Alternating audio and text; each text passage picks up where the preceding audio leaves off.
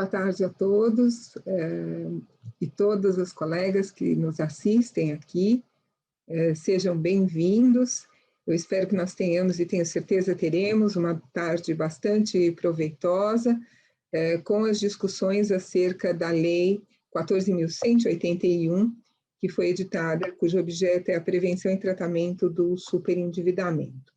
Essa normativa, sem dúvida nenhuma, vem atender a um anseio da sociedade para sanear as questões de superendividamento da pessoa física, e nós trouxemos hoje aqui dois grandes especialistas no assunto, que inclusive deram as suas contribuições aí para a elaboração legislativa, a doutora Cláudia Lima Marques e o doutor Bruno Miragem.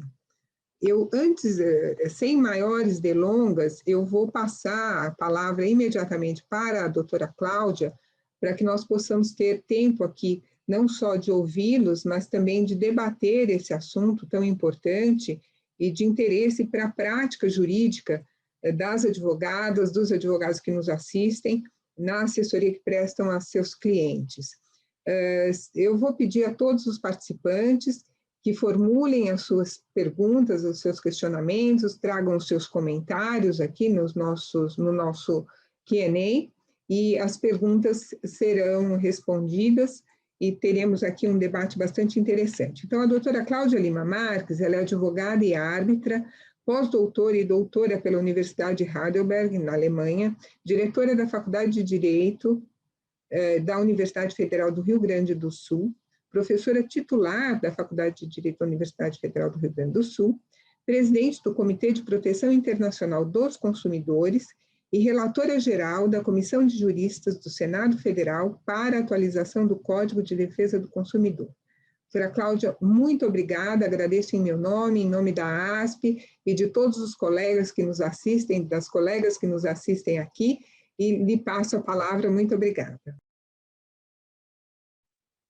Muito obrigada, é um grande prazer e uma honra estar aqui novamente na ASP. Queria fazer uma homenagem a todos os colegas dessa magnífica instituição que nos guia no Brasil inteiro, né, possibilitando, inclusive aqui com a nossa ESA do Rio Grande do Sul, esses cursos muito importantes para a formação de todos os colegas, e fazê-lo na pessoa da doutora Fátima Bonassa, que nos acompanha hoje. Por favor, transmita a todos, o nosso presidente, enfim, todos os diretores, um grande abraço aqui. Bem, o tema não podia ser mais importante, eu vou direto ao ponto, né? Se tivesse que dar um título à minha palestra, seria Quais os paradigmas desta lei?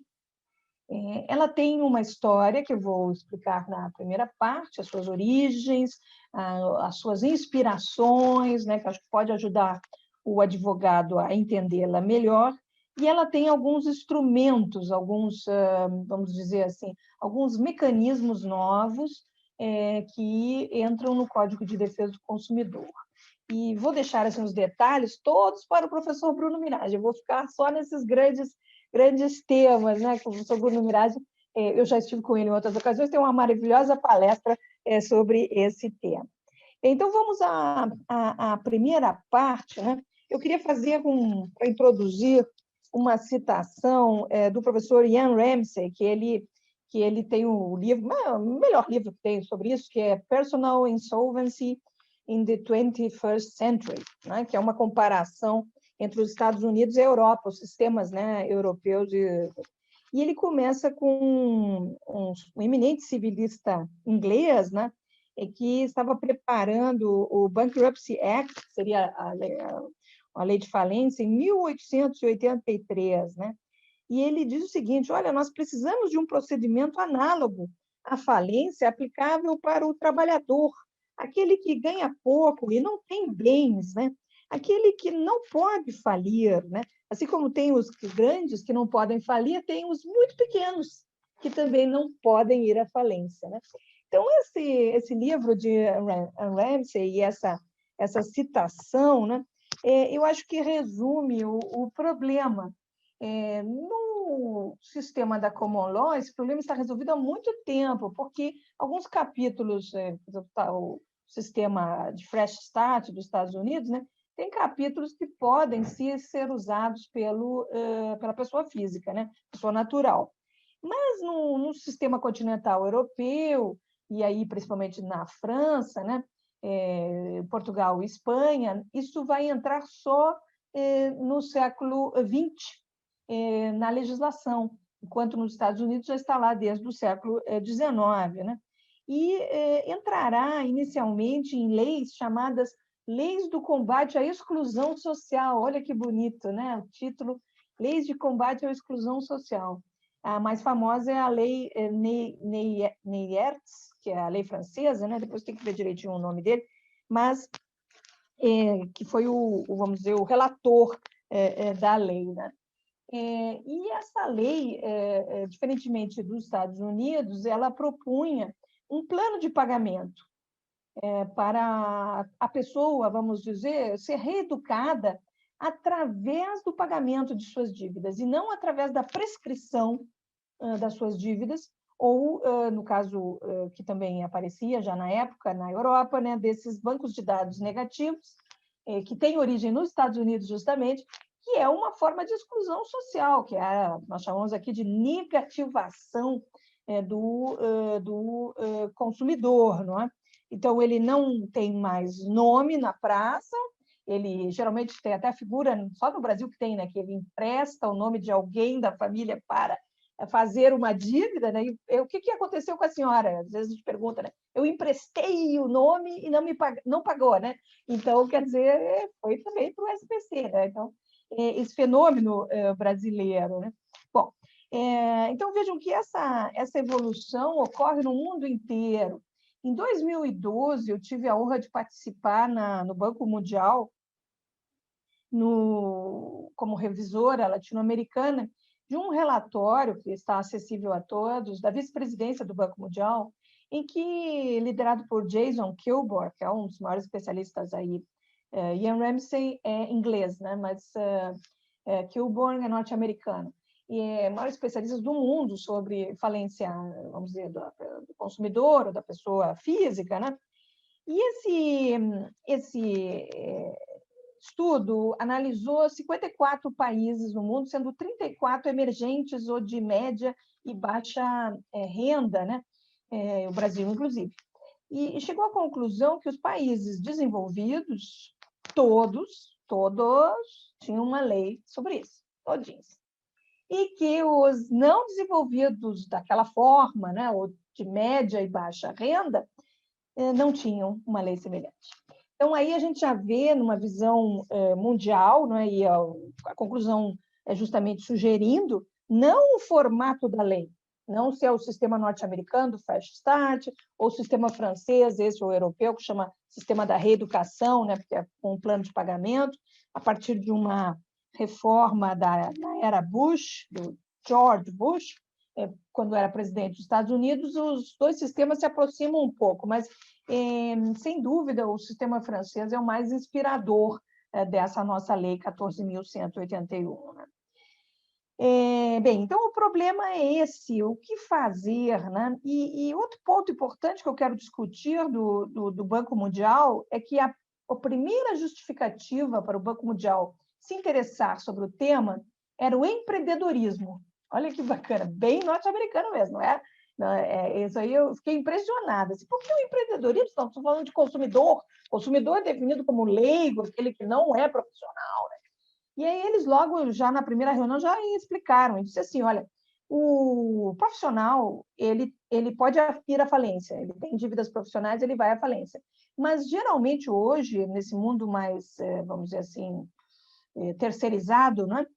O carro que ele compra para fazer entregas, que ele mesmo faz, né? Já não é da empresa, é dele. Então, aquela dívida do carro já é de uso misto. E será que é uma dívida profissional? Não sei. A pessoa jurídica vai à falência e ela desaparece. E o que fica? Fica o consumidor, fica a família do consumidor, as dívidas que ele fez enquanto estava, inclusive, para pagar aquelas dívidas profissionais, né? Então, o consumidor, que pode ser um empreendedor, só pode ser um empreendedor se ele também tiver uma falência. É assim que eles explicavam em 2012, a necessidade dessa lei. E o Brasil, como é que chegou nesse ponto, né? Eu pesquiso bastante tempo sobre o superendividamento e, a partir de 2013, 2004, nós reproduzimos uma pesquisa que tinha sido feita no Observatório da Justiça, do professor Boaventura de Sousa Santos, lá em Portugal, pela doutora Frade, né? Que era sobre o perfil do superendividado. Nós queremos saber qual era o perfil do superendividado no Brasil.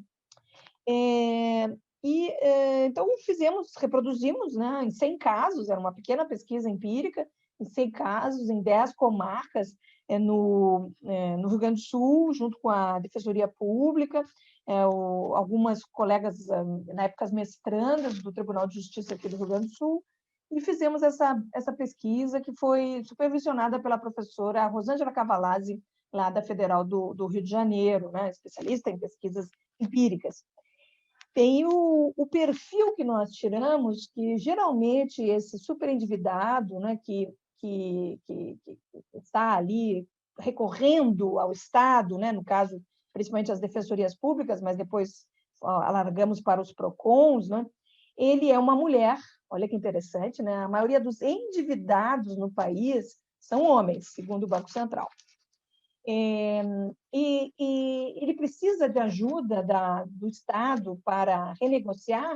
79% deles tinha procurado os bancos e tal, mas não tinha dado certo, e seus credores, né? Ele geralmente é arrimo de família, geralmente sofreu um acidente da vida, e aí posso dar as porcentagens, né?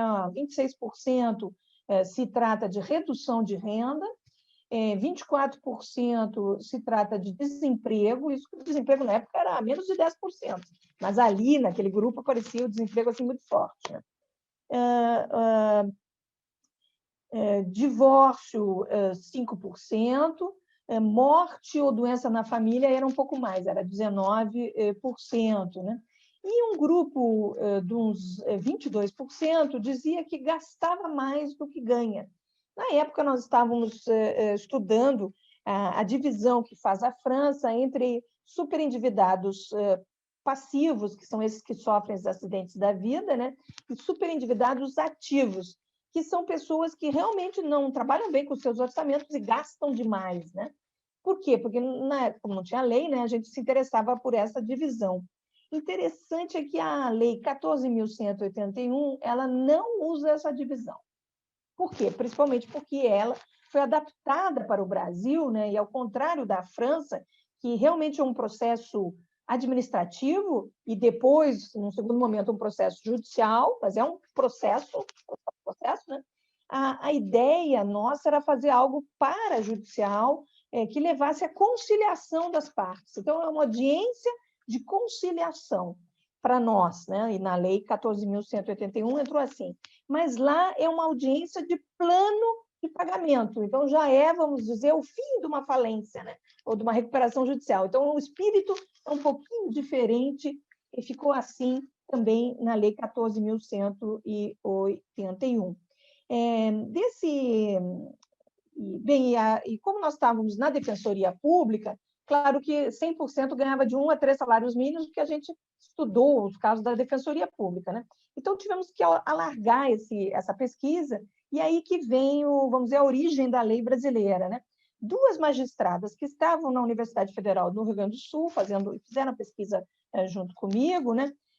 Elas se impressionaram tanto com aquele fenômeno, né? Elas tinham uma série de revisionais e ações até de família que tinham a ver com o superendividamento.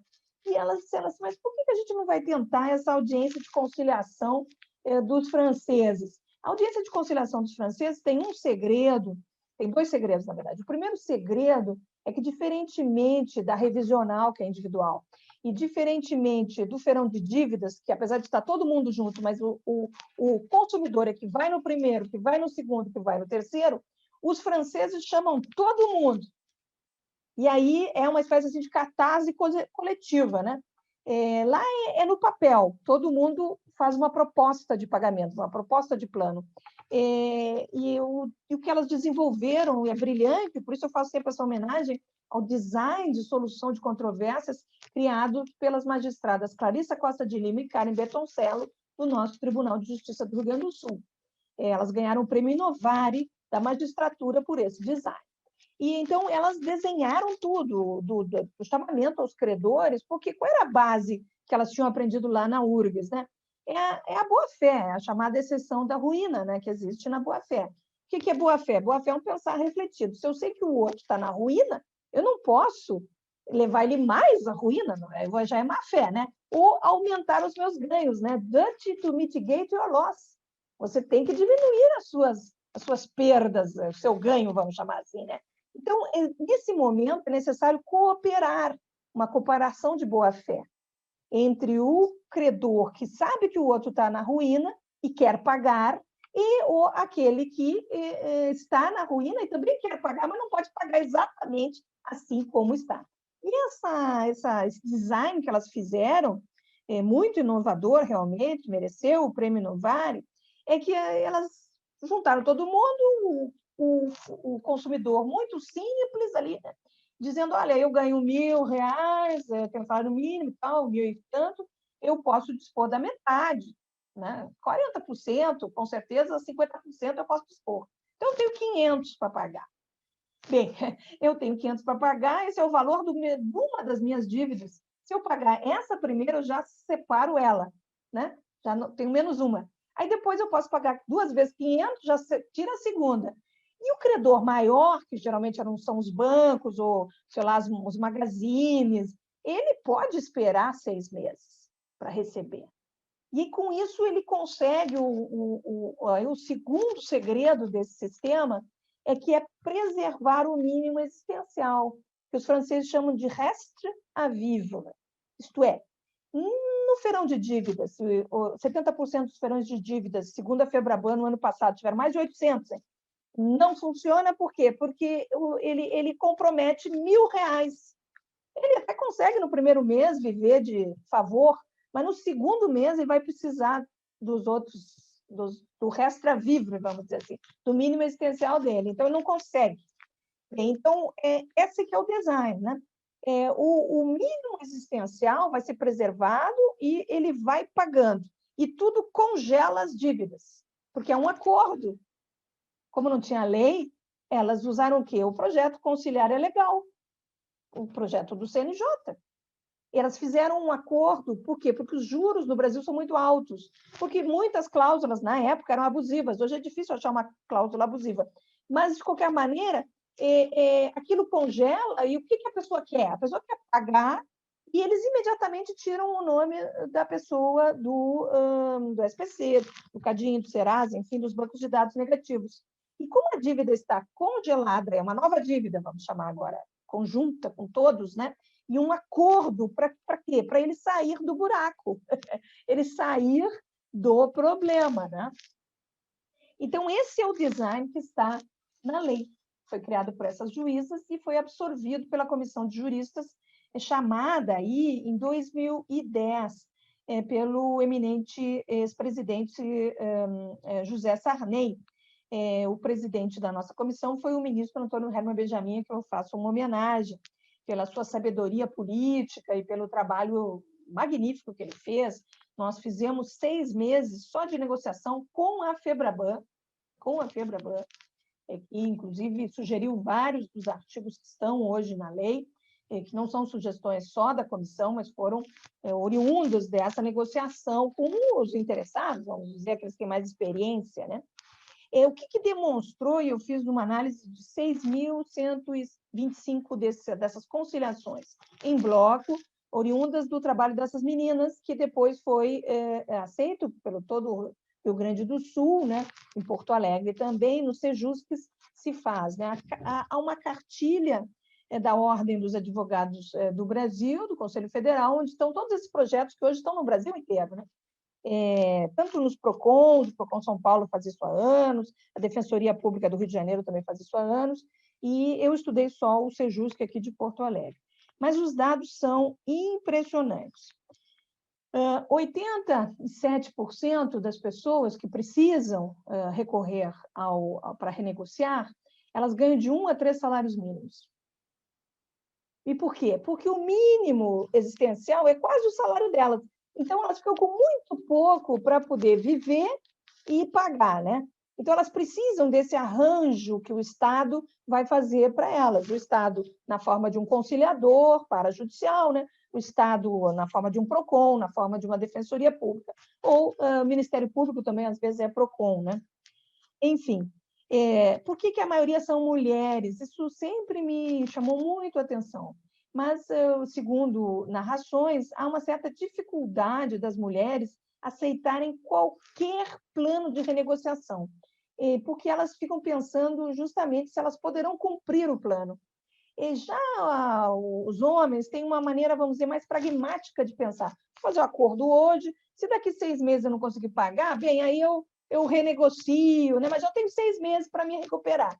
E as mulheres não, as mulheres têm aquela linha assim, muito séria, que também é admirável, né?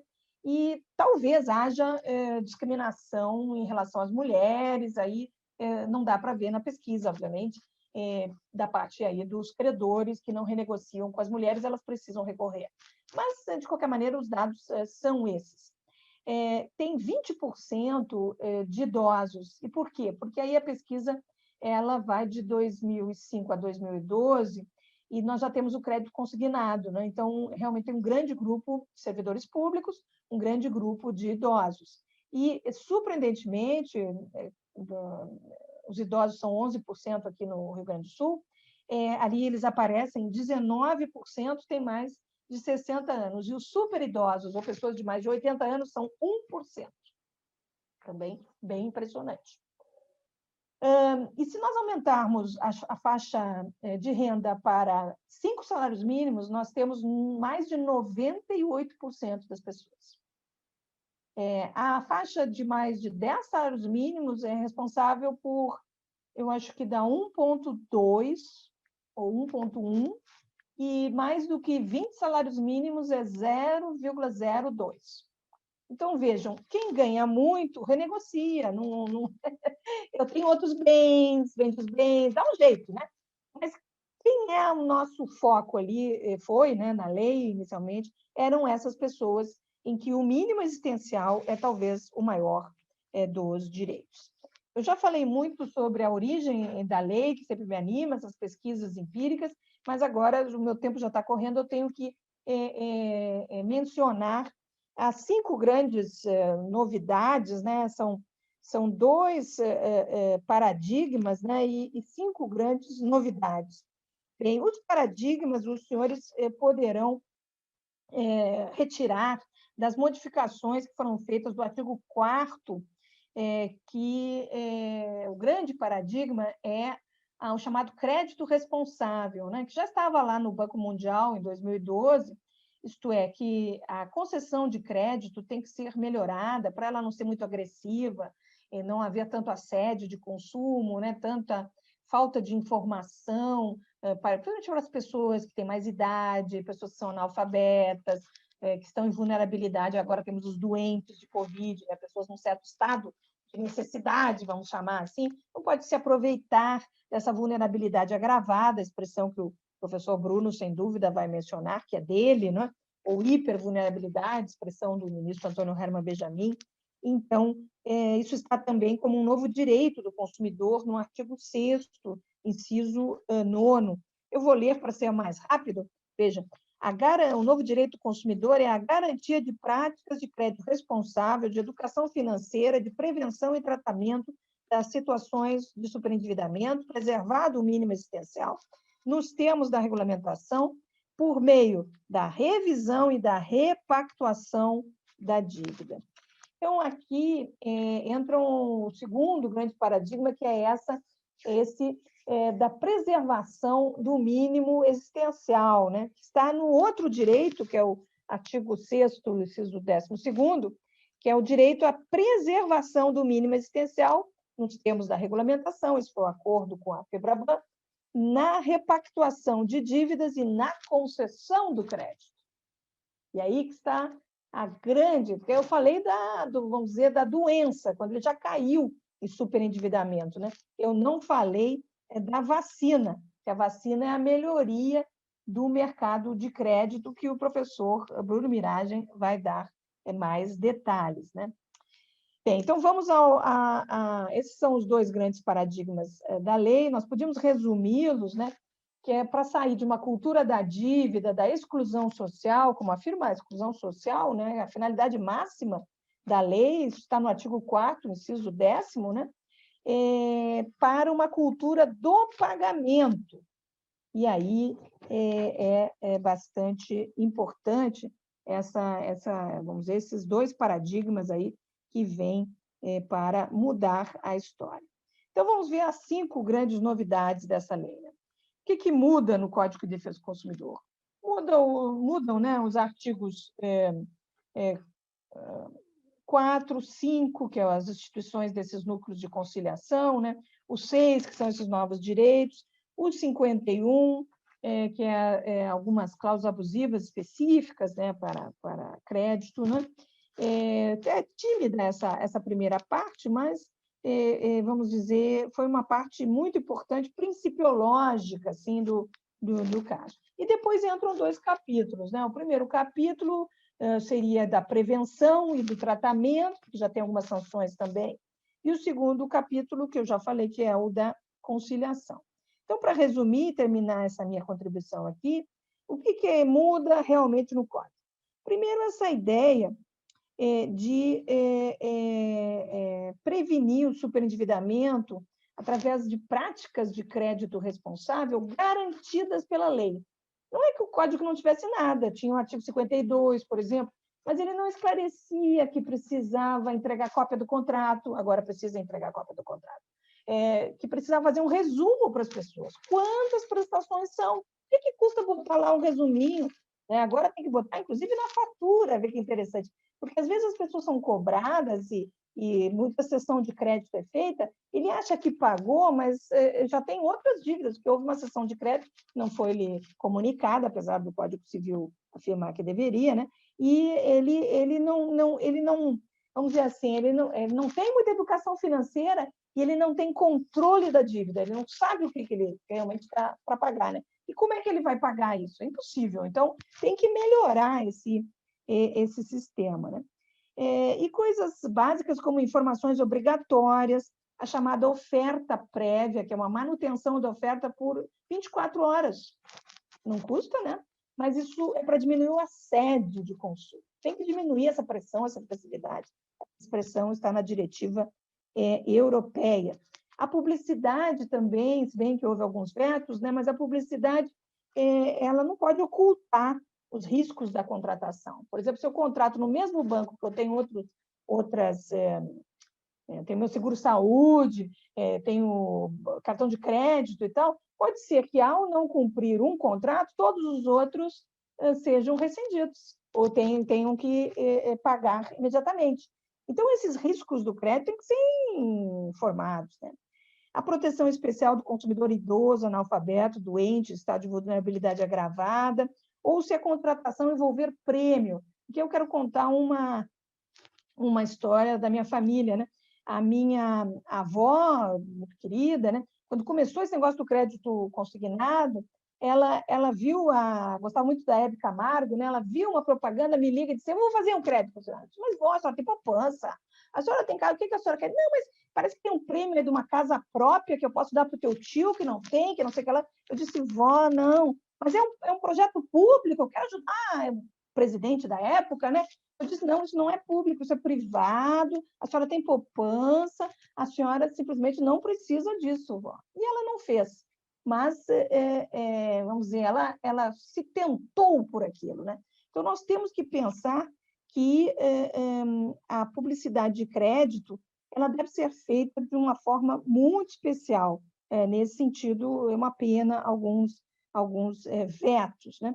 A OECD, em 2019, o professor Bruno vai falar sobre isso, deu todas essas regras de prevenção do superendividamento.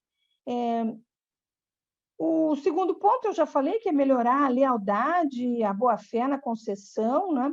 Essas práticas muito importantes. Também fraudes, a possibilidade de indicar fraudes, isso tem que estar muito claro na lei, e reforçar o direito de arrependimento do crédito consignado. Na época, estava previsto, foi vetado, mesmo assim, há um reforço no artigo 54F, parágrafo 1º, que não foi vetado, continua lá. Né? Bem, e a preservação do mínimo existencial, ponto 3, que eu queria chamar a atenção, né? Realmente essa vem em nos planos de pagamento e na definição de superendividamento. Os senhores devem estar pensando assim, professora Cláudia está falando um tempão aqui, mais do que devia, ainda não definiu o superendividamento. É porque está na lei, aqui agora veio o ponto, né? É o artigo 54A, parágrafo 1º, né?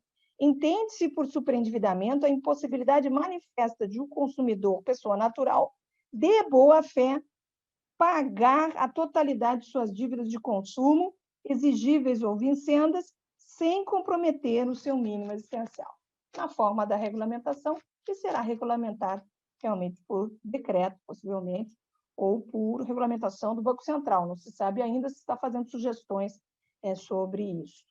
Então, vejam, na França, o Código do Consumo também define, de forma bem mais complexa, mas é mais ou menos isso, né? Que é a impossibilidade global do consumidor de boa-fé fazer frente às suas dívidas. Na França, podem ser dívidas de profissionais, né, também. Podem ser dívidas, inclusive, da casa própria, que aqui foram excluídas, né? O professor Bruno falará sobre isso, mas elas são consideradas para o cálculo do mínimo existencial. Alimentos, né? Não é que ele vai poder fazer uma conciliação sobre os alimentos ali, mas ele tem que, se paga alimentos, tem que estar no cálculo do mínimo existencial. No plano de pagamento, não poderá estar, algumas foram excluídas, né? E o último ponto que eu quero falar é isso, instituir mecanismos, né? O artigo 5º sugere a criação de núcleos, né? De conciliação e mediação de conflitos oriundos do superendividamento, artigo 5º, 8. E a conciliação, ela tem certos limites, né? Ela pode ser feita no Sejuscas, que é o 104A, nos PROCONs, nas defensorias, ou no direito administrativo, que é o 104C, mas no meio está a previsão do juiz do superendividamento, que é o 104B. 104B, né? Esse novo artigo. Esse juiz do superendividamento vem por quê? Bem, já na nossa pesquisa, com 6.125 casos de consumidores que conciliaram, né, se observou que haviam 16 mil, quase 17 mil credores. Então, veja, 6 mil, 17 mil. Por quê? Porque é uma conciliação em bloco, né? O segredo desse momento conciliatório em bloco. Né? Mas 20%, mais ou menos, não funciona. Olha que já é ótimo, né? Porque a média de conciliação brasileira é 30%. Né? A média, nesses casos, é mais do que 64%. Pode ir até, dependendo da faixa etária e da faixa de renda, bem alto. Bem, então, 20%, que seria 80%, né? Vai ter sucesso, 20% não. E por que não? Tem muita gente porque estava em dia, não tinha lei. Então, esse dever de cooperar é voluntário, e a conciliação é voluntária, realmente não tem como ser obrigatória. Né? A lei tem um artigo, que depois podemos, nas perguntas, discuti-lo, né? Que foi pedido pelo sistema financeiro e para incentivar a conciliação, que seria da possibilidade do conciliador impor a esse que não mandou representante, que não veio, que não quer conciliar, né? Impor só no caso de não ter enviado representante. Se enviou representante, não tem como. Mas se não envia nem representante, e se a dívida é conhecida, de ser paga ali no final, né? Na conciliação, a última seria desse que não veio. Eu, particularmente, acho esse artigo difícil, mas é interessante, porque ele incentiva realmente que as pessoas, pelo menos, mandem representante. Eu não estou dizendo que concilia, né? Eu entendi assim o artigo. Conciliação continua aberta, né? Mas se não mandou nem representante, menosprezou totalmente o sistema, né? O pedido do consumidor para pagar, ele é punido, fica no fim da fila e vai. Bem, é preciso ter um juízo do superendividamento, e com isso eu termino. Nós temos que evoluir, como dizia o Banco Mundial, para o século XXI, o Ian Ramsey, na sua bela obra, né? Queremos um país desenvolvido, né? A lei não tem perdão de dívidas, não tem em nenhum lugar a palavra perdão, exoneração de juros, pode haver limitação, sanções, existem sanções interessantes, o professor Bruno Mirage falará sobre essas, mas a lei prevê o pagamento das dívidas. Pagamento por acordo, por conciliação. E se essa conciliação não existir, bom, aí é um plano de pagamento compulsório, plano obrigatório. Mas, novamente, essa revisão e repactuação das dívidas tem um limite que o parlamento colocou, que é o principal. O principal tem que ser pago. Aquilo que o consumidor recebeu, né? Isso vai ter que ser pago. Eles deram também um incentivo, ficou um pouco diferente, né? Mas deram um incentivo que é uma espécie de moratória, né? Então, tem mais 180 dias para começar a pagar. Aí ficou assim, plano conciliatório, e vai discutindo o plano compulsório. Quando conseguir o plano compulsório, bem, aí ele vai para o final, de qualquer maneira, só que aí é o plano que vem depois, né? Porque realmente essa pessoa tem poucos recursos, tem que canalizar para aqueles que deram descontos nessas conciliações, e assim como nos feirões de dívida, dão descontos enormes, normalmente é mais de 80% de desconto, né? Por quê? Porque eles veem que a pessoa quer pagar, sofreu um acidente da vida, né? Enfim, já ganharam nossos prédios, nossos juros são muito altos, né? Já ganharam, vamos dizer, é suficiente. Essa dívida era perdida, estão recebendo de volta, é muito importante.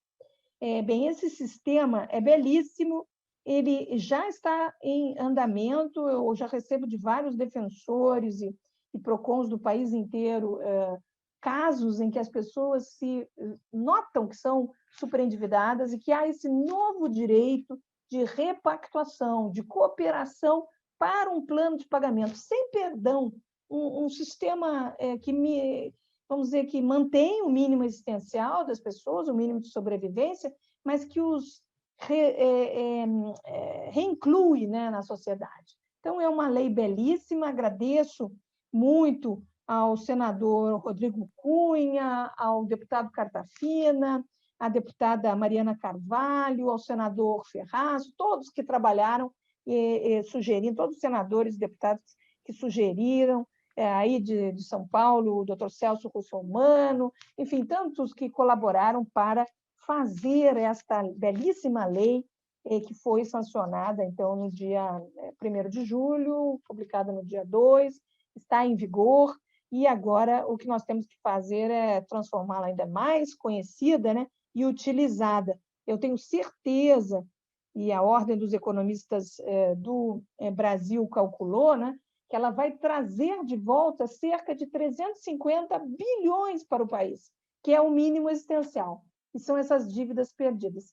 O mínimo existencial equivale a mais ou menos R$ 700 por família, segundo os cálculos da Ordem dos Economistas do Brasil, que vai ser usado como? Em consumo. Na nossa economia, vai reavivar a economia. Nós não temos assim uma ajuda emergencial muito grande, mas temos a Lei 14.181. Então, eu tenho certeza que ela vai dar certo e, com a ajuda dos nossos colegas aí de São Paulo, ela vai ser ainda mais conhecida, mais utilizada e, se Deus quiser, vamos em direção ao desenvolvimento. Muito obrigada. Muito obrigada, professora Cláudia. Eu fiquei aqui, enfim, embevecida e admirada com a sua proficiência nesse tema, com a forma como a senhora está enfronhada efetivamente nesse tema. Eu tenho várias perguntas no chat, eu preciso passar a palavra imediatamente para o doutor Bruno, mas antes, como eu sou a moderadora, eu me atribuo alguns direitos, sabe? Sempre assim. Então, eu fiquei com uma dúvida. Qual a importância do restabelecimento do crédito do superendividado? Porque pode parecer uma pergunta tola, mas eu fiquei pensando aqui durante toda a sua exposição. Muito bem, a pessoa já está super endividada, acaba repactuando as suas dívidas, assegurado o mínimo existencial, e o seu nome é restabelecido, o seu crédito é restabelecido. Mas o que ela vai fazer com isso? Porque ela vai assumir mais dívidas, ela vai usar esse crédito ainda para assumir mais dívidas, quer dizer, não haveria aí uma contradição em termos, porque na realidade, não que o Estado precise, ou que o credor tenha que tutelar o devedor, vamos dizer, causando-lhe uma captis de minúcio com essa restrição de crédito. Mas é que isso me pareceu um pouco contraditório. Não seria um estímulo para que ele voltasse a contrair dívidas? Eu agradeço muitíssimo essa pergunta, porque realmente já foi pensada e está no artigo 104A, parágrafo 4º, que o plano de pagamento, ele significa também essa conciliação, vamos dizer, né? De um lado, uns conciliam, né? Mas para o consumidor significa também um comprometimento, quer dizer, ele condiciona os efeitos do plano à abstenção pelo consumidor de condutas que importem no agravamento de sua situação de superendividamento. E aí a pergunta da colega é muito sofisticada, quer dizer, ele fica excluído, seria bom fazer uma cápsula de minúsculos, excluir ele de crédito, também não dá, porque fica parecido com a insolvência, que não queríamos, que não tem nada a ver, né? E também que em caso, vamos dizer, ele já está, uma coisa é no início do plano, outra coisa ele já está pagando quase todo o plano.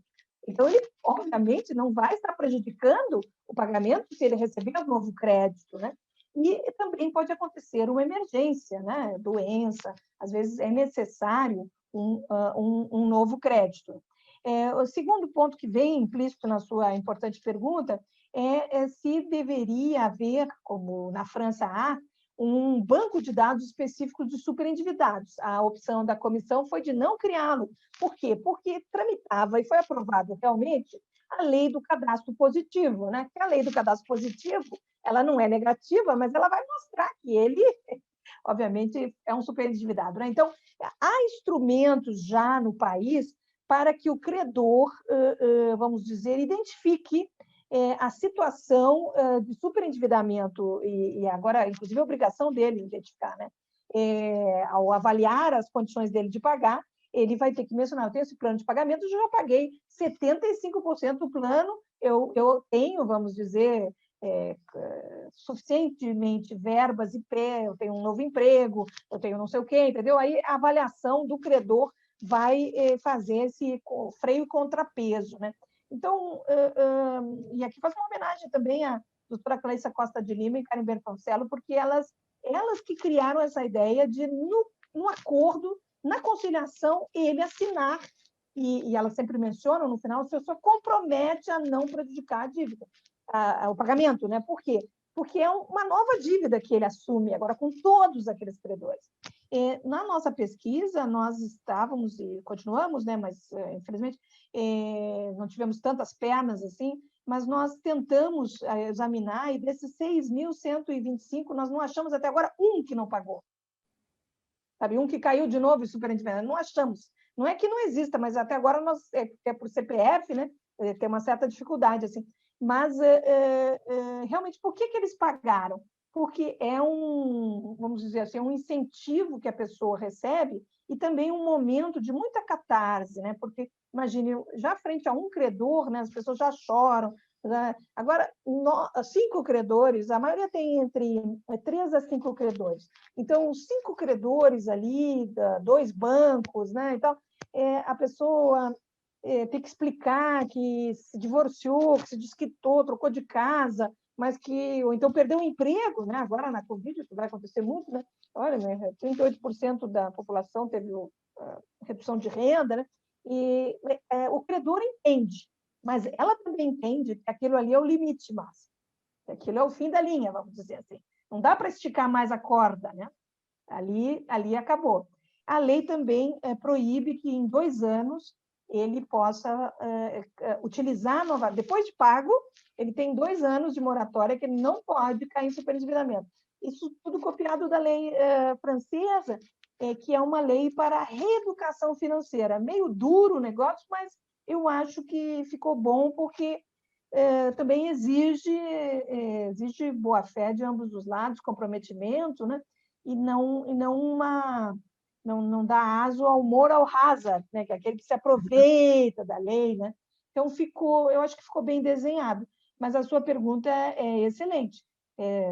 Teria sido uma opção, mas a comissão de juristas achou que não, que o próprio mercado e a lei de cadastro positivo, né? Ela vai compensar, vamos dizer, essa.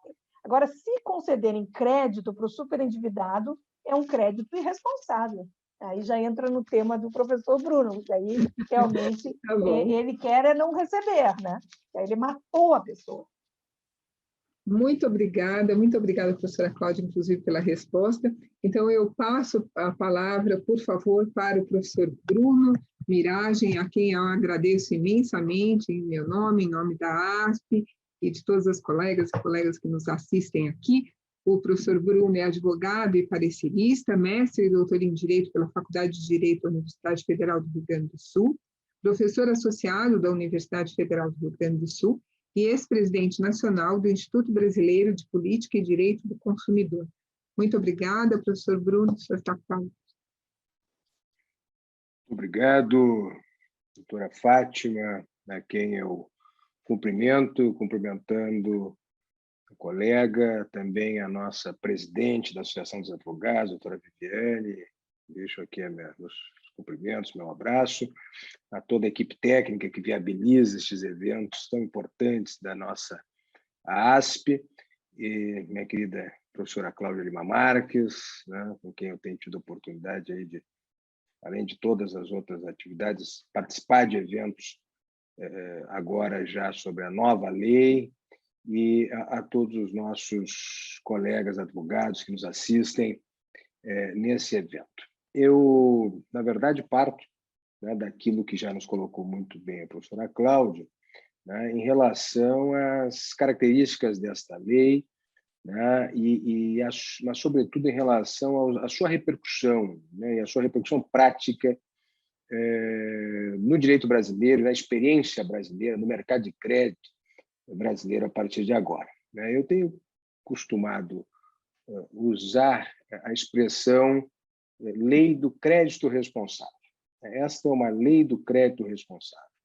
Ela busca introduzir no direito brasileiro, né, ao atualizar o Código de Defesa do Consumidor, duas grandes ideias fundamentais, né, que é justamente, né, a ideia da prevenção ao superendividamento, né, e o tratamento desse superendividamento, criando, inclusive, então, procedimentos judiciais, foram muito bem aqui explorados. Mas, ao fazer isso, né, e por isso a ideia de crédito responsável é importante, ela não se dissocia de toda a realidade econômica, das exigências da vida econômica e social. O crédito, por si, ele não é restringido ou diminuído pela lei, ao contrário. Né? O crédito é um instrumento essencial do desenvolvimento econômico e social. Né? Pelo crédito que as pessoas podem antecipar decisões de futuro, adquirir bens, produtos, fazer frente a necessidades, muitas vezes urgentes, né? E que vão demandar um volume de recursos que elas não possuem no seu patrimônio, e por isso vão ao mercado buscar créditos. Quer dizer, o crédito tem um papel fundamental, né, na vida econômica de qualquer país nos dias de hoje. A sociedade de consumo é uma sociedade baseada no crédito, né, com todas as suas características positivas, mas também, e aí vem esta lei do crédito responsável, né, para combater aquilo que eu tenho chamado de patologia. O que nós temos aqui é a patologia do superendividamento, ou seja, é quando este crédito, né, ele se torna disfuncional. Né? A facilitação do crédito, que é o acesso, se torna disfuncional. E essa legislação foi muito bem exposto pela professora Cláudia, né? Quer dizer, não é, de um lado, nenhuma legislação própria de países menos desenvolvidos, ao contrário, né? A origem dela é de países desenvolvidos, com alto grau de desenvolvimento econômico e social, né? E, por outro lado, não é uma lei para estimular o não pagamento, né? Ou estimular o inadimplemento das dívidas. Ao contrário, é para estimular o pagamento, onde se diz também, né, a ideia da cultura do pagamento. Mas como é que se faz isso? Né? Não é à toa, né, que isso anda, a professora teve a oportunidade de dizer, né, muito ao lado de deliberações, de orientações que vão desde, né, da própria Organização de Cooperação e Desenvolvimento Econômico, a OCDE, passando pelo Banco Mundial, passando no âmbito da regulação bancária, nos estándares de regulação bancária, com providências, medidas de prevenção, justamente estimulando ou até constrangendo as instituições financeiras, em muitas situações, a avaliação correta do crédito, né? A concessão de crédito a partir da avaliação da capacidade de pagamento, porque justamente a ideia, né, de que o crédito tenha esse círculo virtuoso, né? Ele seja concedido e seja pago. Para isto, né, é que a lei, então, vai estabelecer, né, e vai, ao fazer, introduzir no Código de Defesa do Consumidor uma série de aspectos visando estabelecer, de um lado, como diz, a prevenção. E a prevenção se vai fazer fundamentalmente a partir de duas grandes estratégias. De um lado, informação e esclarecimento de maior qualidade aos consumidores. Tá? A decisão de tomada de crédito tem que ser antecedida de informações precisas e compreensíveis. E, neste sentido, há, de parte do legislador, da Lei 14.181, né, a imposição aos fornecedores de crédito, aqueles que ofertam crédito no mercado, né, a imposição de deveres específicos de informação, mas informações compreensíveis, né? Informações que sejam reconhecidas, sejam capazes de ser entendidas pelos consumidores a quem se destinam, né? E informar a decisão de contratação. Nesse aspecto, vale, inclusive, referir, né, que quando nós falamos da oferta de crédito do Brasil, né, e desta orientação que está expressa na lei também, em relação à proteção, inclusive, não só com a prestação de informações, mas também com a restrição de certos comportamentos a certos grupos de consumidores, né, tem a ver também com a própria característica, e as características dos consumidores brasileiros do nosso mercado de consumo. Né? Um dado da maior relevância que eu tenho insistido nos últimos tempos é nós considerarmos, né, que mais de 50%, segundo o último PNAD, né, do IBGE, o PNAD Educação, mais de 50% da população adulta brasileira com mais de 25 anos, mais de 50%, né, ela não completou o ensino fundamental, todos os anos da série de ensino fundamental. Isto é um dado que nos permite dizer, sem medo de errar, que a informação que será concedida a esta fatia expressiva, mais da metade da população adulta brasileira, tem que ser uma informação que seja capaz de ser compreendida por ela. Ela até sabe ler, né? Mas, muitas vezes, naqueles conhecimentos específicos, né, sobre a própria capacidade de fazer a conta, né, das parcelas, dos valores, da indicação dos juros, da incidência dos juros e, eventualmente, outras parcelas sobre a dívida, tudo isso já se dá de uma forma muito mais restrita por grande parte da população. Então, o que se faz a lei? A lei vai indicar, de um lado, novos deveres de informação e esclarecimento. Tá? Além das informações, e aí é muito importante porque a lei faz essa ressalva, além daquelas informações que já estão sendo exigidas pelo Código de Defesa do Consumidor, pelo seu artigo 52, para além daquelas outras tantas, né, que estão lá indicadas no artigo 54B, novo 54B, né, o custo efetivo total, a descrição dos elementos que o compõem, a taxa efetiva mensal de juros, a taxa dos juros de mora, o total de encargos, qual a natureza desses encargos, especialmente em caso de atraso de pagamento, o número de prestações, né, quanto tempo a oferta vai ter validade, né, e essa validade tem que ser no mínimo de 2 dias para permitir alguma reflexão deste consumidor, ou seja, para que, de alguma maneira, se restrinja ao máximo. Essa é uma regra, vai haver outra mais adiante, né, que é justamente a proibição, né, de práticas, né, de comportamentos abusivos na oferta de crédito, né, especialmente, nesse caso, do assédio, a pressão ao consumidor. Eu definindo um prazo de 2 dias, no mínimo, para validade da oferta, eu tento mitigar um pouco esta oferta por assédio, por pressão, né, que vem, eu diria, numa época pré-pandemia, né, muito, inclusive, por uma pressão quase física, a abordagem das pessoas nas ruas, né, e a sua condução, muitas vezes, para um estabelecimento com sede de crédito, né, até antes da pandemia, mas reforçado por toda a questão do distanciamento social, também é o assédio por telefone, né, por meios telemáticos, né, concentrado muitas vezes em certos grupos. Os idosos aqui são um exemplo clássico, e todos nós temos aí experiências a mencionar, né? E a este idoso não só o assédio no sentido de reiteradas ofertas ou pressão para a contratação o mais rápido possível, idoso, analfabeto, doente,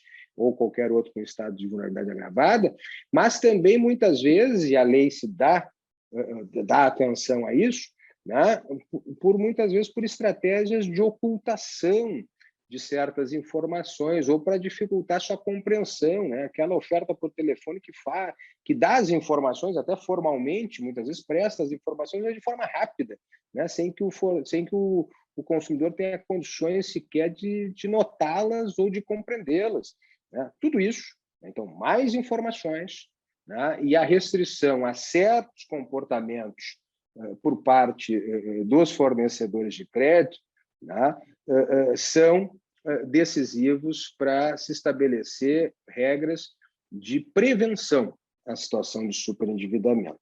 Tá? Da mesma maneira, uma regra da maior importância tem muito a ver com esse comportamento de boa-fé, né, que nós referimos, que a professora Cláudia referiu antes, né? A ideia de que não se pode, na oferta do crédito, indicar que esta operação vai ser concluída sem a consulta a serviços de proteção ao crédito, ou sem avaliação de situação financeira do consumidor. O que significa isso? Claro que até pode, eventualmente, o fornecedor não realizar essa consulta, não é que você está obrigando ele a fazer.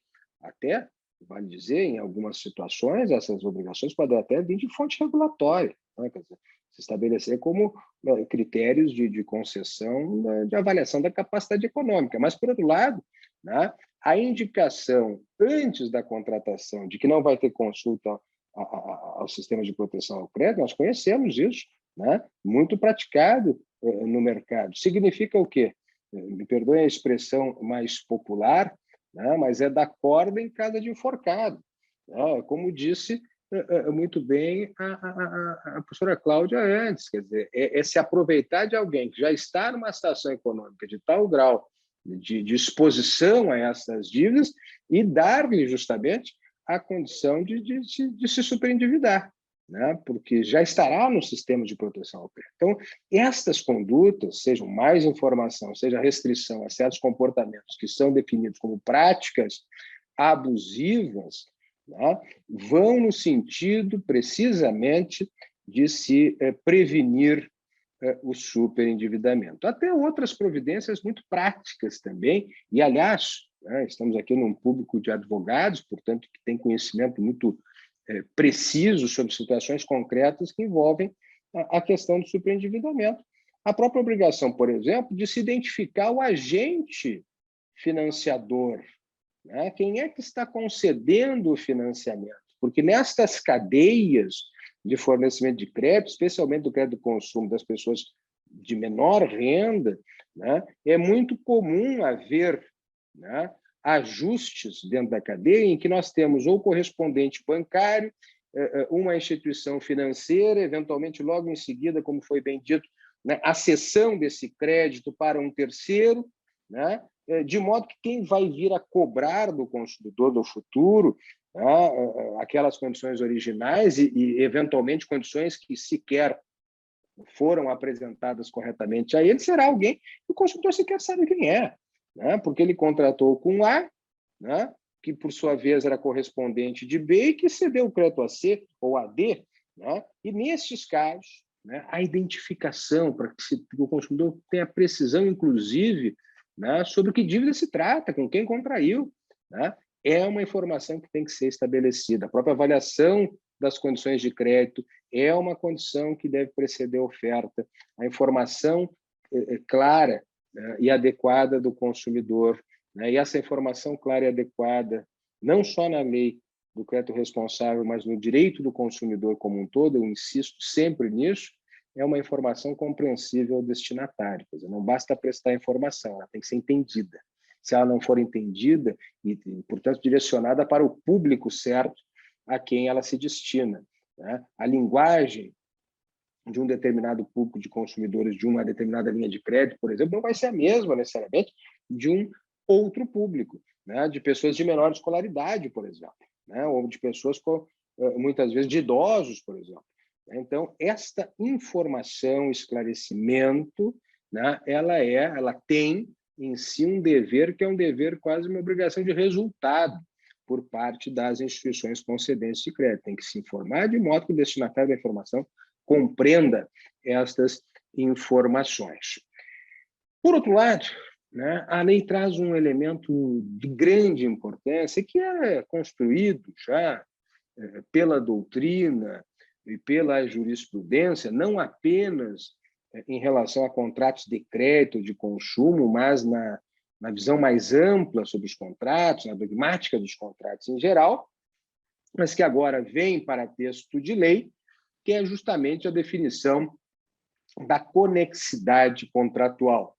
Tá? Isso já se retirava em alguma medida, mas por interpretação, insisto, doutrinária e jurisprudencial do velho artigo 52, mas agora vem de forma expressa. E, ao vir de forma expressa, fomentará, seguramente, né, uma discussão renovada sobre esta situação que é própria do mercado de consumo contemporâneo, da interdependência entre contratos, da ligação funcional entre contratos. No caso do superendividamento, nós estamos a falar do velho contrato de crédito, que é concedido para que se adquira um produto ou se contrate um serviço, né? E, por vezes, entre contratantes distintos. Né? Não é a velha e conhecida venda a prazo por parte do mesmo fornecedor do produto ou serviço, mas é a venda realizada por um fornecedor do produto ou serviço para cujo preço será pago por um segundo contrato, né, de crédito,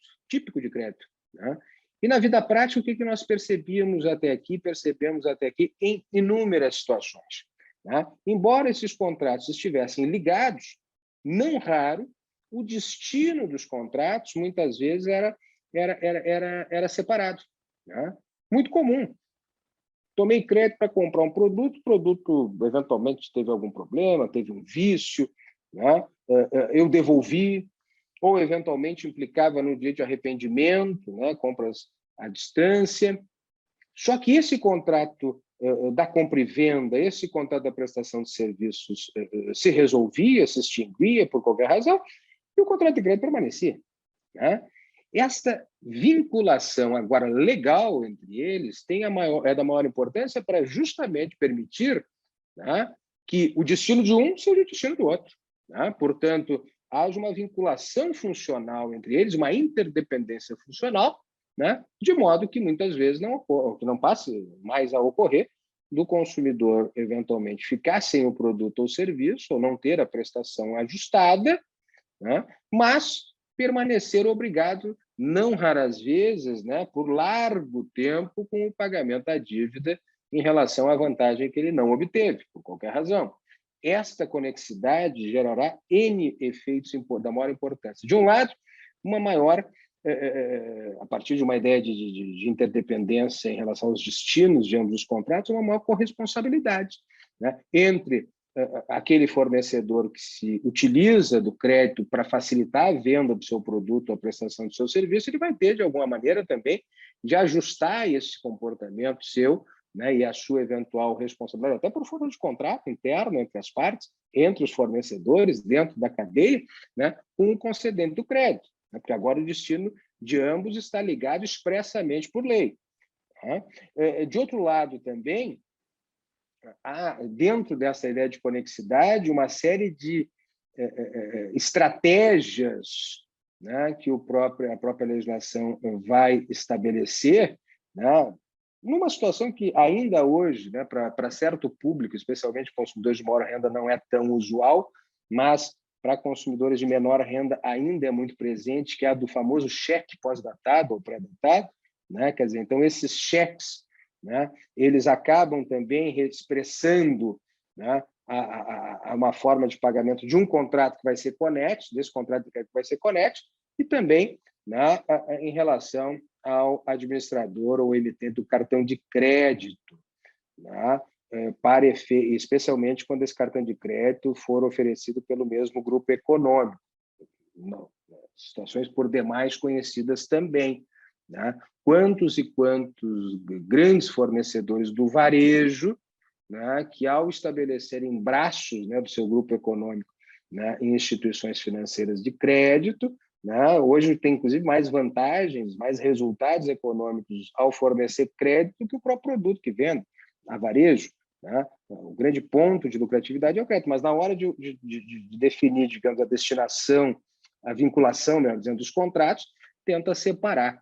Né? Olha, o produto teve um problema, você devolveu por isso ou por aquilo, mas o crédito continua. Não, aqui há uma ligação, né? Continua havendo, agora expressa por lei, uma interdependência funcional entre estes contratos. Ao mesmo tempo, né, práticas abusivas novas, né, junto com aquelas já conhecidas do artigo 39 do Código, que são práticas exemplificativas, né, o artigo 54G vai definir, né, novas práticas especificamente em relação à questão do crédito. Da maior relevância aqui, né, justamente aqueles contratos, né, celebrados pelos consumidores, né, com meios de pagamento e, por vezes, não realizados pelos consumidores, mas objeto de fraude, né, fraude do cartão, né, fraude do cartão de crédito, fraude do cartão de débito, do cartão do banco, dos meios de pagamento em geral, né, que o Código vai definir regras agora muito claras, muito precisas, que vão, seguramente, das diversas regras, essas devem ter um impacto muito importante na vida prática dos consumidores. Por que acontecer hoje em dia? Nós temos uma diversidade de entendimentos jurisprudenciais, naquela hipótese clássica do furto do cartão, da fraude do cartão, né? Em que, muitas vezes, o consumidor, porque tinha até dificuldade de provar, né? Mas era algo que, seja pela inversão do ônus da prova, seja pela própria razoabilidade, né? Compras feitas em ambientes que o consumidor nunca frequentou, lojas que ele não faz minimamente parte dos seus hábitos de consumo, nunca fez, mas ele contestava a dívida, mas, ao mesmo tempo, o administrador do cartão, enfim, o emittente não aceitava essa contestação e cobrava a dívida. Essa dívida muitas vezes não era paga, com os juros incidentes, né, levava a situações de superendividamento, numa perversidade absoluta, porque situações, inclusive, de compras que não foram feitas pelo próprio consumidor, objeto de fraude, de furto, de crime, né, praticado por terceiros. O Código vai definir práticas abusivas proibidas exatamente para tutelar esse interesse legítimo dos consumidores nestas situações. Situação essa que também, de novo, em que pese presente na vida de todos os consumidores, muito presente em relação a determinados grupos com vulnerabilidade agravada, e faço aqui referência, mais uma vez, aos idosos. Tá? E essa estratégia de prevenção, né, ela se soma, e foi muito bem trabalhado pela professora Cláudia, naturalmente, né, com a do famoso tratamento. Né? E o tratamento se estabelece, não vou aqui repetir o que já foi dito, mas apenas para situar do ponto de vista esquemático, né, ele se situa a partir de uma estratégia que é uma estratégia, não é à toa que se inspirou em outros sistemas que deram certo, que dão certo, né, mas numa estratégia de incentivos.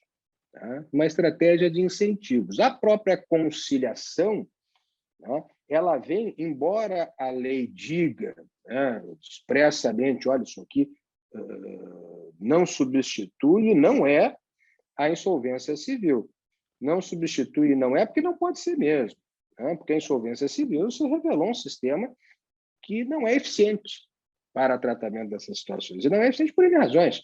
Na perspectiva do credor, porque muitas vezes significa colocar, de novo, me perdoem a expressão mais popular, mas fazer entendido, dinheiro bom em cima de dinheiro ruim, quer dizer, ingressa com uma ação para declarar o sujeito insolvente, mas ele não tem patrimônio igual, né? E não vai ter incentivo nenhum para pagar, já uma vez declarado insolvente.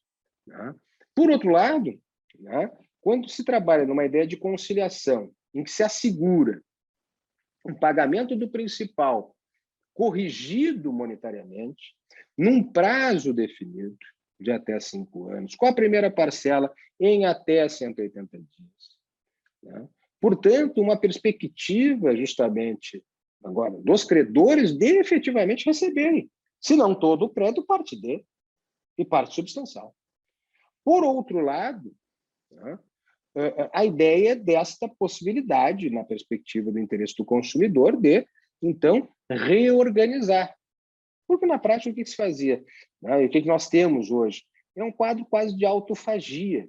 Né? Aqueles fornecedores de crédito mais organizados, ou que têm equipes maiores, ou mais capilaridade, né, avançavam antes sobre o que era possível. Muitas vezes não havia patrimônio nenhum, então estabeleciam a inscrição, não estabelecem a inscrição no sistema de proteção ao crédito, e a isso se restringia o seu comportamento. E esperava, né, o consumidor precisar de um crédito, precisar, né, de contrair outros, né, relembrar outros contratos e aí buscar, eventualmente, tirar o seu nome desses bancos de dados restritivos. Agora não.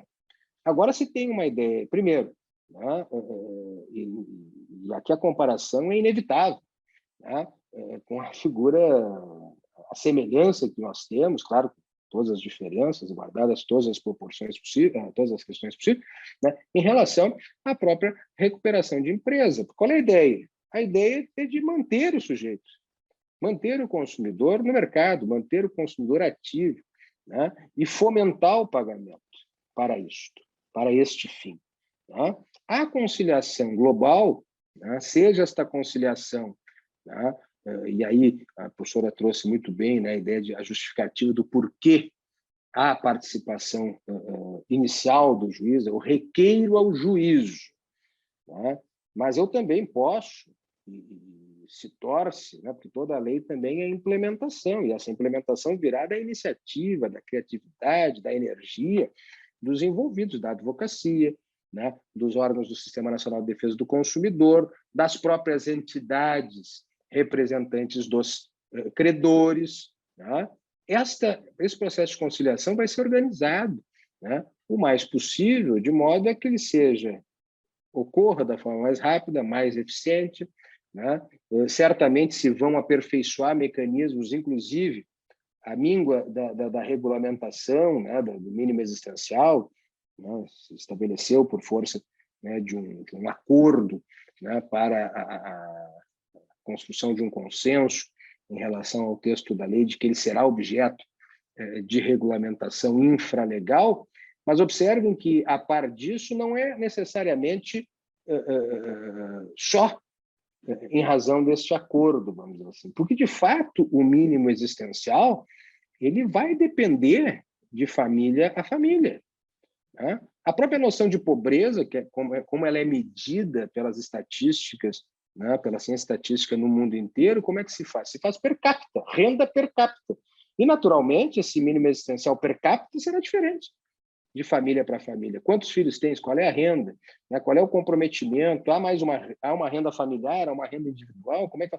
As situações são razoavelmente distintas entre si. Né? E a verificação destas situações concretas, justamente em relação àqueles consumidores que desejem adquirir, né, que estejam de boa fé, eliminando-se, eventualmente, aqueles que tenham contratado já com o objetivo de não pagar. Claro que aqui vai haver questões relativas à prova, né, como é que eu demonstro isso, mas, inclusive, presunções poderão ser possíveis aqui, dependendo de quem é o consumidor, qual é o comportamento de consumo, o que ele adquiriu para se endividar, etc.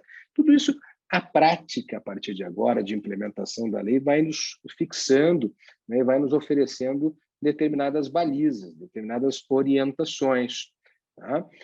Mas, de modo que a conciliação é um momento alto, é um momento em que se incentiva, de um lado, o consumidor a se comprometer ao pagamento, a se obrigar expressamente, por força de lei, a não agravar a sua situação ao longo do pagamento, que se estabelece um intervalo de 2 anos, no mínimo, após o final, né, do pagamento, a liquidação do pagamento, até que ele possa requerer novamente isso, quer dizer, para que também não se torne algo trivial, corriqueiro, né?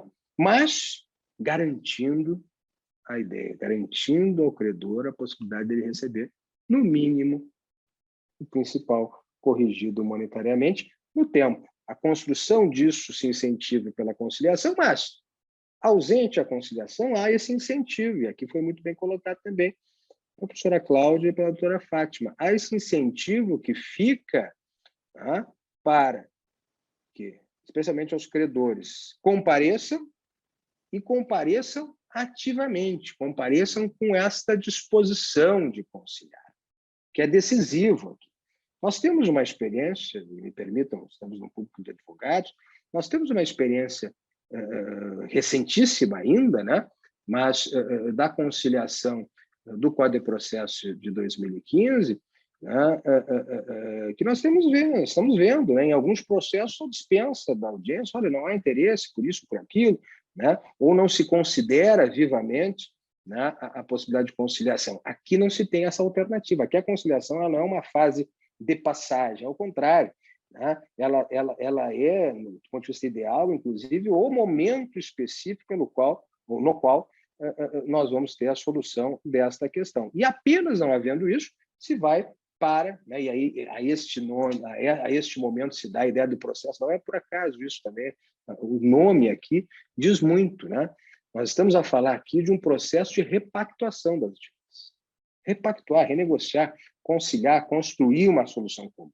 Se não for possível, aí vem um segundo momento, que é o momento da judicial, estritamente judicial, em que há um processo no 104B do Código do Consumidor, que é o processo de revisão e integração dos contratos e repactuação.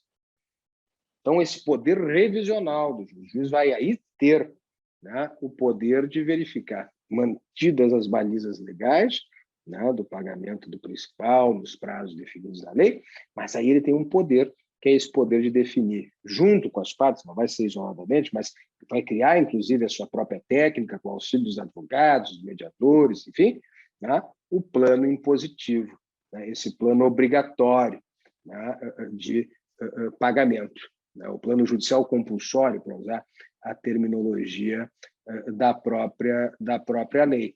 Esse plano judicial, querendo ou não deixa de ser uma perspectiva de um plano judicial, não deixa ou não a possibilidade de se caracterizar como uma possibilidade de incentivo, né, à conciliação, de incentivo à conciliação. Então, essas linhas gerais da lei, né, indiscutivelmente fazem dela uma grande oportunidade de renovação, de qualificação do mercado de crédito no Brasil, né, de elevar o padrão de eficiência, de beneficiar, né, os bons fornecedores, ou os melhores, ao menos, todos podem ter algum pecado aqui ou acolá, mas tem um efeito favorável na concorrência, porque aqueles que cumpram a lei favoravelmente, portanto, em benefício dos consumidores, né, poderão ter melhores condições de excluir do mercado aqueles que não cumprem, né? Aqueles que vêm pelo lado descumprindo a lei e, eventualmente, praticando, inclusive, concorrência desleal, porque violando a lei, né, desrespeitando os direitos dos consumidores em relação a bons fornecedores ou fornecedores que, ao menos, cumpram as regras legais, os deveres de informação, de esclarecimento. Então, há aqui um elemento da maior importância. Há um segundo elemento, que é o reforço do papel do Sistema Nacional de Defesa do Consumidor, mas também o reforço do papel da advocacia, porque esta construção, ao longo do procedimento de conciliação e do processo de revisão, ela vai ser uma construção a muitas mãos. Não vai o juiz simplesmente definir, como se fala em plano compulsório, mas se sabe, tem-se essa experiência em outras áreas do próprio direito. O juiz não constrói da cabeça dele esse plano compulsório, ele vai construir em comum, com aqueles fornecedores representados por seus advogados que comparecerem, e atendendo às características dos créditos, atendendo às características do comportamento de cada um na construção desse plano compulsório. E o que ficou de fora? E aí, já terminando e agradecendo, mas apenas para introduzir pontos importantes. O que acabou ficando de fora aqui? E ficando de fora especialmente em razão de vetos presenciais. Ficaram de fora especialmente regras específicas que estavam no projeto, seja em relação ao crédito consignado em folha de pagamento, que se estabelecia ou se trazia na lei aquilo que acabou se consagrando como um percentual, digamos assim, quase dos usos, mas por várias regulamentações infralegais, dos 30% da remuneração mensal, mais ou menos indicando, intuindo um primeiro paradigma de mínimo existencial, ainda que, de novo, possa variar conforme as características do consumidor, o seu nível de renda, etc. E tal, Mas se afastaram as regras sobre o crédito consignado, por N interesses, inclusive das instituições que praticam esse crédito consignado. O argumento, digamos, oficial é de que o crédito consignado, por ser um crédito mais barato, com menores juros, a restrição poderia desincentivar a sua concessão. É um argumento que, com todo respeito ao entendimento em contrário, na verdade não para em pé, porque a ideia do consignado ele tem menos juros, teoricamente, Por quê? Porque, na verdade, a garantia, a segurança de recebimento, ou o risco de inadimplemento é infinitamente menor, que o salário em folha. A não ser em situações excepcionais, vai deixar de receber o credor. Por outro lado, ele, em percentuais muito elevados de consignado, e, portanto, sem ter um percentual legal máximo para a sua concessão, o que acaba acontecendo? Acaba que nós vamos ter quase que uma fraude ou um contorno aquilo que é uma regra constitucional da empeorabilidade, por exemplo, do problema do salário. Não pode piorar o salário, mas consignado você pode botar 70%, está tudo bem. Não faz sentido. Quer dizer, então, esses contornos, que são muitas vezes próprios do nosso sistema, que nós temos que combater, neste caso, este veto acaba consagrando e que nós entendemos, naturalmente, com respeito à opinião em contrário, que será preciso uma postura do Congresso Nacional no sentido de, eventualmente, derrubar este veto. Regras sobre o consignado, no nosso momento econômico, são da maior importância. Claro, se há uma regra de alguma lei para enfrentar a pandemia, como é o caso, com eficácia temporária, então, tudo bem, mas como conceito, nós admitirmos o crédito consignado em percentuais elevadíssimos significa você retirar dos consumidores, especialmente dos mais precisos, os assalariados, o seu mínimo existencial. Por outro lado, outras regras que aqui foram vetadas, eu chamaria a atenção da proibição que havia na lei, que foi vetada, do crédito sem juros, a proibição de se fazer a referência na oferta ao crédito sem juros, gratuito, sem acréscimo, ou com taxa zero. E observe, a proibição da lei era na oferta publicitária ou não. Não pode fazer referência. Não significa dizer, e aí o veto também tem ali, com todo respeito, um contorno argumentativo nas suas razões, que ele proíbe a concessão de crédito sem juros. Não proíbe. O que proíbe é na oferta, se dizer que é sem juros. Porque, na prática, o que acontece? né? Aquilo que todos conhecemos, ou seja, o crédito tem juros, mas estão embutidos na prestação principal. E aí, para efeito de se ofertar como sem juros, algo que não é, né? Ou não raras vezes, né, oferecer como desconto e à vista, desconto ou a prazo, desconto à vista e o a prazo, e o desconto à vista, na verdade, é a retirada dos juros, né? Então, essas práticas, né, que levam a uma má compreensão do consumidor, né? Não há liberdade, não há restrição aqui à liberdade de contratar, né, ou à liberdade contratual, né, do conteúdo neste ponto específico. O que há simplesmente é um dever de veracidade, de transparência. Olha, não diga que é sem juros aquilo que tem juros, né, ainda que calculado de outro modo. E, por fim, né, um veto também que aqui se estabeleceu foi de uma cláusula abusiva, que estava prevista nova, a cláusula abusiva do artigo 51, no inciso 19, né, que preveja, a cláusula abusiva, que preveja a aplicação da lei estrangeira que limite total ou parcialmente a proteção assegurada por este código ao consumidor domiciliado no Brasil. A rigor, observe-se que, sendo o Código do Consumidor como é uma lei de ordem pública, artigo 1º, o que este inciso fazia, ele tinha quase que um efeito pedagógico, no sentido de dizer, ó, sendo lei de ordem pública, prevalece a lei brasileira. Portanto, por via de contrato, se tentar limitar, total ou parcialmente, a incidência da lei brasileira, né, é uma cláusula abusiva, tá? Porque ofende a ordem pública. Tá? O argumento utilizado para o veto, né, é de que isto restringiria o acesso do consumidor brasileiro a serviços e produtos do exterior, tá?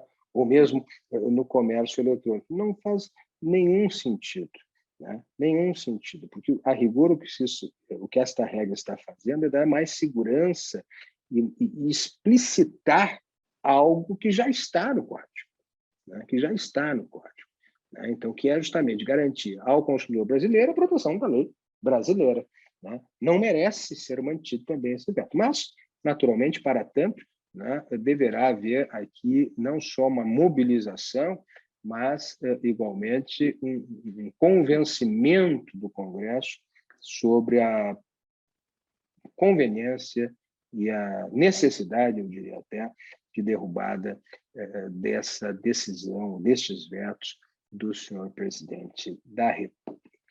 Eu gostaria, com isso, encerrando, de agradecer mais uma vez a oportunidade, registrar, como sempre, o papel da ASP, né, na multiplicação do conhecimento jurídico, do seu papel de vanguarda, né? Não é a primeira vez que eu estou aqui na ASP para discutir uma inovação legislativa, um tema momentoso, né? E esse papel institucional que a Associação dos Advogados de São Paulo faz para os advogados de São Paulo, mas rigorosamente para o Brasil como um todo, porque a sua mensagem chega hoje ao Brasil, né, é da maior importância para a renovação e para a efetividade do direito brasileiro e, naturalmente, aperfeiçoamento de nós todos advogados. Muito obrigado, doutora Fátima, muito obrigado à ASP por esta oportunidade. Muito obrigada, nós que agradecemos, doutor Bruno, doutora Cláudia.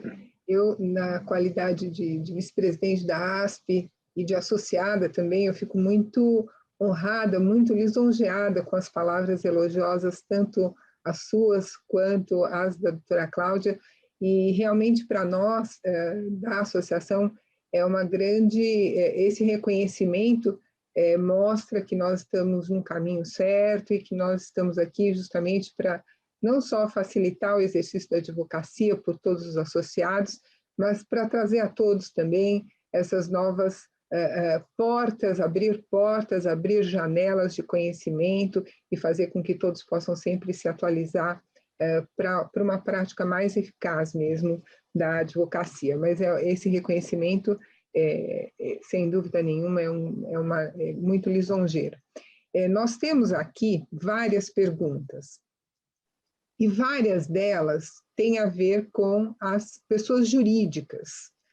E eu não sei se o doutor Bruno, a doutora Cláudia, como vocês querem fazer, os dois responderem, mas a pessoa jurídica, sendo ela consumidor, ela seria beneficiada pela lei?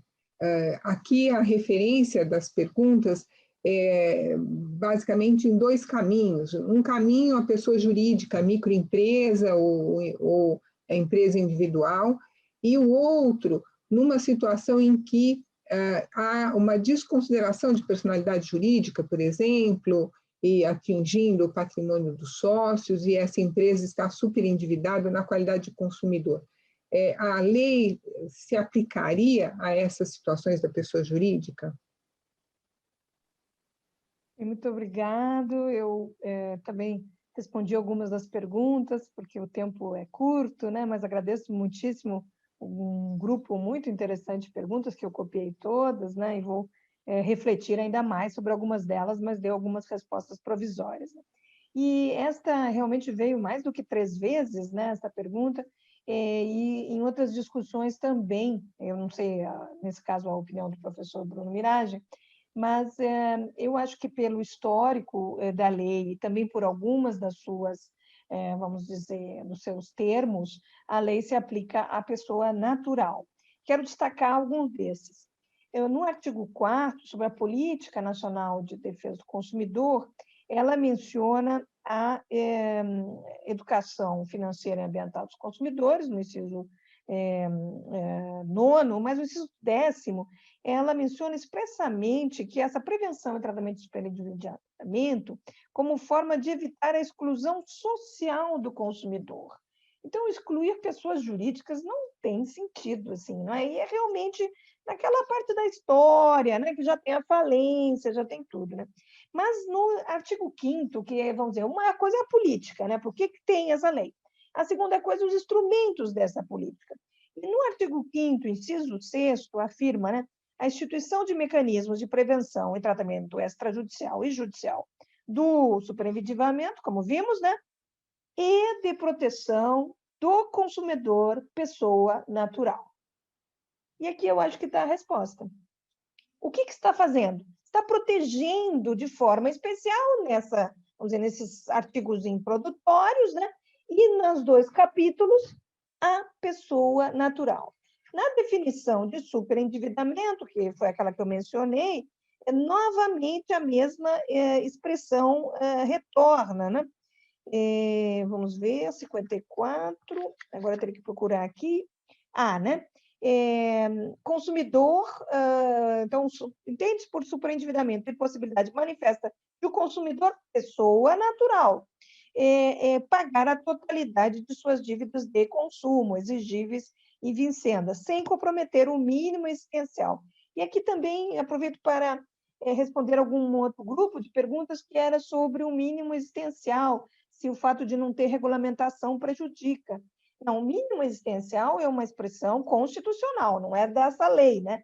Ele só foi utilizado porque o mínimo existencial constitucional ele é muito amplo, inclusive, vamos dizer, é quase o combate à pobreza, já é até, vamos dizer, muito para o consumo, né? Então, eu acredito, assim como os irmãos da Hinton defendem, né, que existe um mínimo existencial de consumo, que é, vamos dizer, uma partezinha do direito fundamental, né?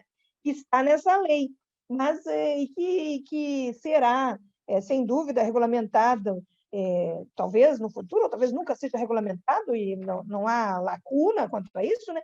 Mas no sentido de dizer, será que transporte faz parte do mínimo existencial ou não? Será que plano de saúde faz parte do mínimo existencial ou não? Agora, o direito fundamental, a moradia, a alimentação e a educação, isso eu acho que não tem como, né? Uma educação mínima, uma sobrevivência mínima, esse mínimo constitucional, esse tem que ser mantido, né? Quem sugeriria, vamos dizer, para aqueles que querem se aprofundar, a tese da doutora Karen Bertoncello, que é Superendividamento do Consumidor, Mínimo Existencial, Casos Concretos, em que ela vai analisar, então, como é que é feito isso na França, e também aqui quais são as despesas, né, de alimentação própria, de aluguel, de medicamentos, de impostos, de telefone, luz, água, etc., porque isso tudo é o mínimo existencial da pessoa, porque se não ficar sem energia, não trabalha hoje em dia, né, e tal. Então, ela tem várias pesquisas empíricas que fez, calculando isso assim como o Banco Central já calcula, o IBGE calcula, né, os mínimos o mínimo existencial de consumo, né? E só para terminar, né, na França, inclusive, não é possível fazer consignado de salário mínimo, porque eles consideram que o mínimo existencial é o salário mínimo. No Brasil, nós permitimos, né? Então, é uma indicação que não é o salário mínimo.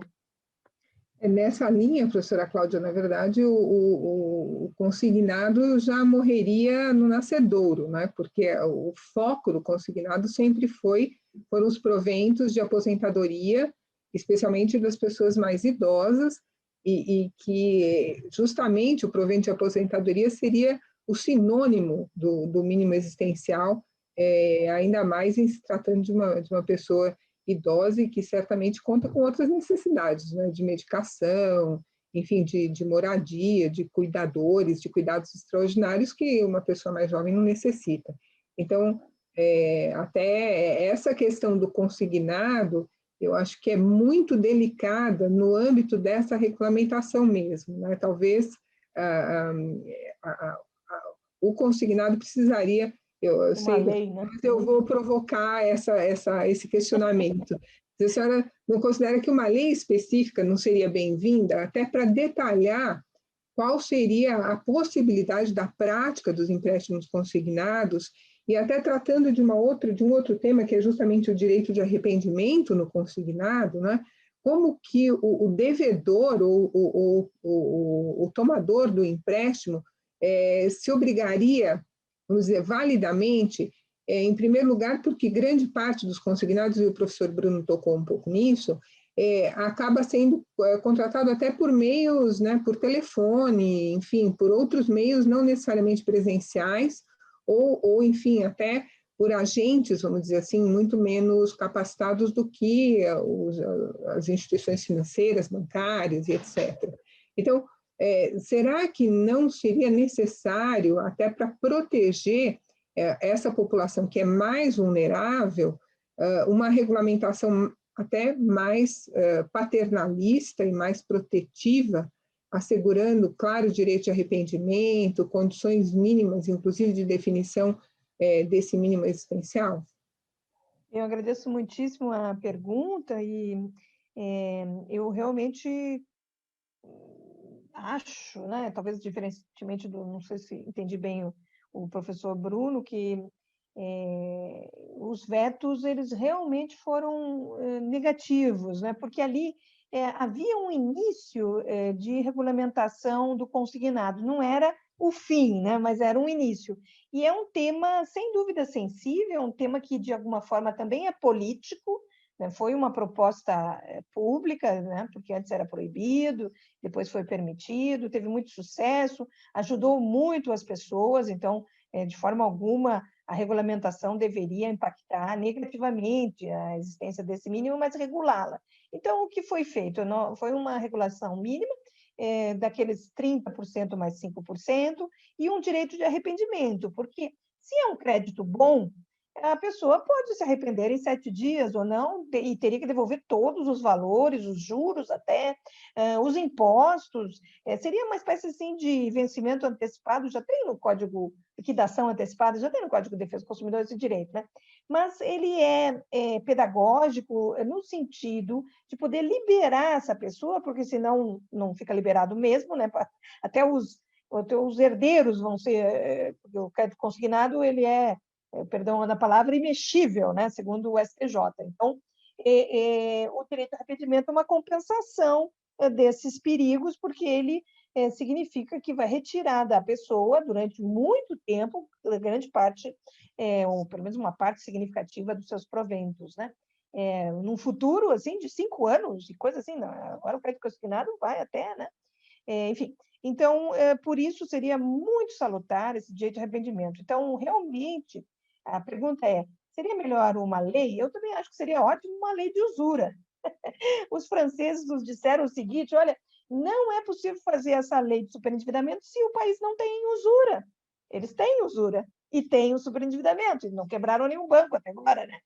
Então, no mundo ideal, eu diria, maravilha, pode ter essa lei, até o IDEC está pensando uma lei superendividamento, mas vai levar mais 10 anos para fazer, né? Então, eu acho muito melhor a reversão do veto, porque é uma intervenção mínima, uma intervenção, inclusive, consensuada com os grandes, realmente os 5 bancos, os grandes, com a Febraban como um todo, né? Que são da concessão de crédito, então eles estão de acordo com esse artigo, foi um texto de consenso, o veto foi presidencial em virtude dessa lei temporária que o professor Bruno muito bem mencionou, né? Então, eu acho que é melhor um pássaro na mão do que 10 voando, né? Então, o 54E deveria ser realmente revertido. Nós não temos experiência com direito de arrependimento, o mundo inteiro tem direito de arrependimento de crédito, o Brasil não tem. Isso permite também práticas mais agressivas, porque uma vez... Agora, por exemplo, saiu um caso do STJ, que nós comentamos, né? É um índio idoso, analfabeto, e ele tem 7 créditos consignados. E ele pede num deles, que chega até o STJ, que libere. E qual foi o resultado? Não conseguiu liberar. Não conseguiu. Por que não conseguiu? Porque tinha um arrogo, porque tinha não sei o que lá, a forma foi mantida, sabe? E aí a ministra Nancy Andrighi faz uma belíssima, mas tem que manter. Porque o crédito consignado é imexível, assim, sabe? Um índio analfabeto e idoso com 7 créditos consignados, entrando com ações contra os 7, porque houve uma prática comercial abusiva aí no meio, mas não tinha lei, e o veto, eu acho que ele realmente prejudica, né? Até o sentido, assim, na recomendação da OECD, tem que o país deve ter um direito de arrependimento. Então, não sou eu que estou dizendo, é uma recomendação mundial. O Brasil se comprometeu com essa recomendação da OECD e foi vetado. Então, eu acho que seria o primeiro passo, assim, a reversão do 54E. Muito bom. Não sei se o professor Bruno me acompanha, inclusive com a pessoa jurídica, né? É uma opinião minha, mas eu acho que... Não, acho essa questão do veto, indiscutivelmente. Como disse, havia um consenso entre os grandes concedentes de crédito. Quer dizer, você ter um limite é da maior importância, e concordo também com o ponto de vista estratégico. Né? Um pássaro na mão é melhor que vários voando. Então, acho que ter uma regra mínima, né, sem prejuízo de uma discussão futura.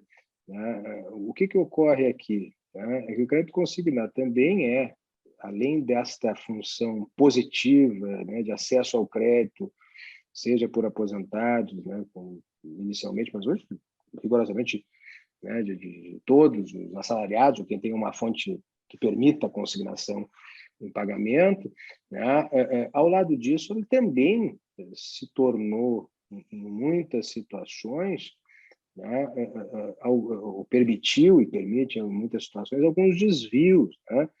Brasil afora se vê, né, situações em que muitas vezes entidades, associações, né, acabam se valendo do crédito consignado para oferta de crédito em condições, e aí vou usar a expressão, né, trazida pela professora Cláudia, usurárias, né? Aliás, até muitas vezes ao largo do sistema financeiro estrito senso, né? Quer dizer, então, há de se ter o cuidado com o crédito consignado de uma grande regra geral de proteção de todos, inclusive dos bons fornecedores de crédito. Quer dizer, aquele elemento que toquei no início, né, da contribuição da lei para reduzir ou restringir a concorrência desleal, né, em relação a fornecedores de crédito que muitas vezes não cumprem, né, com esses deveres legais fundamentais, aparece com muita clareza. Então, a manutenção desta regra, e, portanto, a derrubada do veto, tem, para além de todos os benefícios aos consumidores, também um benefício extraordinário de aperfeiçoamento do mercado. Muito bom. Bom, muito obrigada. Infelizmente, nós estamos com o nosso tempo se esgotando, mas eu gostaria de agradecer uma vez mais, em nome da ASP, em nome de todos os associados e associadas, a presença da professora Cláudia Lima Marques, do professor Bruno Miragem aqui conosco, pelas manifestações maravilhosas, por essas aulas maravilhosas que nos deram. Tenho certeza que todos saíram com vontade de estudar mais o tema, ao invés de saírem esclarecidos, porque esse tema é muito instigante, eu acho que é um tema do cotidiano da advocacia, não é? Direto e indiretamente, em diversas áreas de prática, nós vamos enfrentar essas questões e a aplicação da lei. Então, na verdade, fomos provocados aqui a estudar mais, a nos aprofundarmos no estudo dessa nova legislação. Eu, então, agradeço a presença de todos que nos assistiram e agradeço, sem dúvida, a ASP, ao nosso time técnico, o Departamento Cultural, o Departamento de Marketing, que sempre se esforçam tanto e fazem com que esses eventos sempre brilhem. Então, muito obrigada a todos, a todas e boa noite.